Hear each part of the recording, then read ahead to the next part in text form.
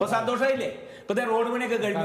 ഒരാഴ്ചയുടെ ഉള്ളിൽ നമ്മൾ അതിന്റെ രണ്ട് സൈഡ് ലൈനും വരയ്ക്കും. അപ്പൊ ആ പണി തീർന്നു. ആ റോഡ് നന്നായി ഇങ്ങോട്ട് വരണോടുകൂടെ അപ്പൊ വാട്ടർ അതോറിറ്റിക്കാർ വന്നിട്ട് അത് കുത്തി പൊളിക്കാനാണ് നിൽക്കണത്. എന്താ ഞങ്ങൾ ചെയ്യേണ്ടത്? അവിടെ പൈപ്പ് കണക്ഷൻ എന്തെങ്കിലും പാസ്സായിട്ട്, പക്ഷെ അതിന് ഞങ്ങൾ സമ്മതിക്കില്ല.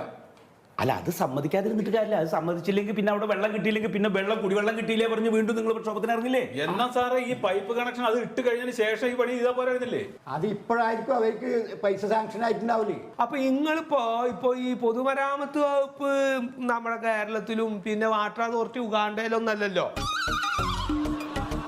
ഇപ്പൊ ഒരു റോഡ് ഒരു വശത്ത് പണിയുണ്ട് വെച്ചാല് അത് പണിയേറ്റ മുമ്പേ അത് കൊത്തിപ്പൊളിച്ച് ചെയ്യാനുള്ള എന്തൊക്കെ പണിയുണ്ടോ, വാട്ടർ അതോറിറ്റിയോ അല്ലെങ്കിൽ ഇനിയിപ്പോൾ കറണ്ട് കണക്ഷനോ ഒക്കെ ഉണ്ടെങ്കിൽ അത് അങ്ങോട്ട് ഇത്ര അർജന്റ്ലി ഇത്ര സമയത്തിൻ്റെ ഉള്ളിൽ ചെയ്ത് തീർക്കണം കേട്ടോ, റോഡ് പണിയാളാണ് എന്നുള്ള ഒരു ഇൻഫർമേഷൻ നിങ്ങൾക്ക് ഈ ഡിപ്പാർട്ട്മെന്റ് വഴി കൊടുത്തു. അതെ, എന്താണെന്നറിയാം. അങ്ങനെയാണെങ്കിൽ ഈ പ്രശ്നം ഉണ്ടാവില്ല. സംഭവം ശരിയാണ്. പക്ഷെ അതിന്റെ